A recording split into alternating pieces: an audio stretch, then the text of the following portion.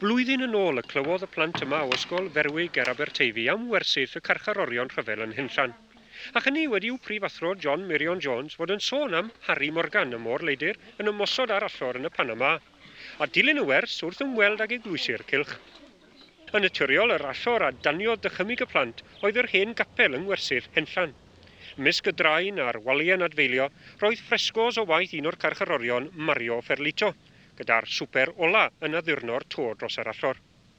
Roedd pawb ar dan am wybod mwy am y gŵr hwn a'i gefndir. Dyma gychwyn ar brosiect. Darganfod mae yn Ornafaso yng ngogledd yr Eidal, yr oedd Mario'n byw, ysgrifennu at blant yr ysgol honno a chael mwy o wybodaeth am yr ardal ac am yr Eidal. Am flwyddyn by'r plant yn chwilota a chael bod yna gymdeithas o gyn Carcharorion Rhyfel a bod Mario yn aelod o'r gymdeithas honno. Fe'i gwahoddwyd draw i Gymru a chynnig llety am ddim iddyn nhw yng nghartrefu'r ardal. Ac wrth gwrs, roedd rhyw 20 o'r Carcharorion wedi dymuno aros yn y wlad yma wedi'r Rhyfel. Dynion fel Tad Sergio o Ysgol Ferwig. Ac fe fyddai'n y groeso naturiol i Mario a'i ffrindiau. Wel, mae'r peth fel yn wedi anhygoel. Mae'r rhieni, mae'r plant, yr ardal, mae dyfed gyfan wedi gwneud ei gorau, wedi mynd allan o'i ffordd i wneud croeso Cymreig drwy'n galon iddyn nhw. Pa mor anodd oedd i chi drefnu'r cyfan? Wel, ar y dechrau, o'n i'n gofidio braidd oherwydd roedden nhw'n Carcharorion Rhyfel, cyn Carcharorion Rhyfel yn de. Ond roedd yna gyfeillgarwch wedi cael ei gosod yn ystod y 40au rhwng y Carcharorion a'r Gymdeithas Wledig. Ac felly, ar y sail hynny, roedd hi'n bosib i ofyn am gefnogaeth oddi wrth yr ardal a chesydd ddim llawer o drwbl o gwbl. Oedd na ddim drwg deimlad yn dal i fod mewn dewel bach? Dwi ddim wedi clywed dim o gwbl. Falle bod peth dan yr wyneb, ond dwi ddim wedi clywed am ddim yn de. Nawr, ydych chi wedi gallu casglu siwt fath o fywyd oedd ar y Carcharorion Rhyfel yma yn Henllan? Wel, diddorol iawn yn te. Enghraifft, mae'n debyg bod rhan fwyaf ohonyn nhw wedi mynd allan mewn lori bob dydd i weithio ar y ffermydd, ac roedd rhai a talentau arbennig wedi bod yn gweithio mewn swyddfeydd. Ac roedd yna storiau fel rhai ohonyn nhw'n trapio gwenhingod, ac mynd i fewn ar gwenhingod mae'n isgidiau ac yn cael stiw bach yn y nos yn y Ngwersyll. Ond dim llawer o Carcharorion wedi ceisio dianc. Roedd yna un mae'n debyg wedi ceisio dianc o'r ysbyty yn Glangwili, ond ar ôl meddwl dwywaith am hyfrydwch y wlad wedi aros a rhoi hynna'n i fyny.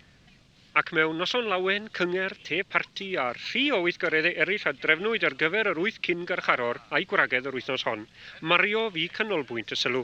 Yn enwedig pan ymwelodd y parti fach am y tro cyntaf ers 1946 ar capel Brynhawn ddoe. Wedi'r croeso fe arweiniwyd yr Eidalwyr i fyny at y capel, bellach yng nghanol carafanau a gweddillion yr hen wersyll. Ac wrth gwrs, pan droediodd y dynion i fewn i'r capel, roedd hi'n anodd cadw'r dagred draw, wrth i'r atgofion lifo o'r gorffennol. Y tu allan wedyn, roedd llawer o'r hen wynebau i gyfarfod. Lluniau o'i cymrodir ar adeiladau adeg yr Rhyfel.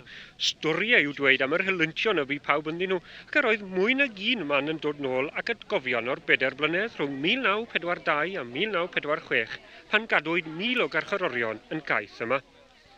Cofiwyd am adeiladu'r capel, a sut y bu Mario Dreulio Davies yn peintio'r ffresgos yn 1944. Clywyd am garedigrwydd y Carcharorion i blant yr ardal, am y gerddorfa fechan oedd gan y gwersyllwyr, y côr, y theatr, a Mario ar arlunydd swyddogol yn cael paent a defnyddiau yn go answyddogol o'r ffermydd i greu ffresgos a'i setiau llwyfan. Yma dysgodd Anito Merli oedd yn rhannu bync a Mario chwarae tennis gyda goffer go amrwd, a phan ddychwelodd i'r Eidal enillodd dros 12 o gwpanau mewn gornestau tennis cenedlaethol. Yn dawel bach fe aeth Gustavo Scarante a'i deulu o gwmpas y Gwersyll a dangos sut y bu hi arno fe'r trydythoedd o fe fod ar y darn tir hwn yn Henllan. Mai Carcharorion Rhyfel oedden nhw, roedd gan bob un ohonyn nhw air da am y Gwersyll, ac os oedd na chwerwder ar y pryd, roedd amser wedi meddalu'r galon, ac mae na hwyl anghyffredin mae'n debyg pan fydd rhyw 100 ohonyn nhw yn cyfarfod bob blwyddyn fel cymdeithas yng ngogledd yr Eidal. Aeth awr hibio o sgwrsio cyn y galwyd pawb, y Carcharorion a'i ffrindiau, plant Ferwig a'i teuluoedd, y bobl bwysig, 350 o bobl i gyd, i fewn i'r cyfarfod. Arweiniwyd yr offeren gan y tad Italo Paduan, a arferai wasanaethu yn y capel. Ar ddiwedd yr offeren Gatholig, roedd gan y tad Paduan air o ddiolch yn Saesneg i drigolion Ferwig a drefach Felindre a'r cylchoedd eraill fi'n helpu am y croeso a gafodd yr Eidalwyr yr wythnos hon. We all also thank so many people for opening their homes to us and giving their time to make us feel so welcome.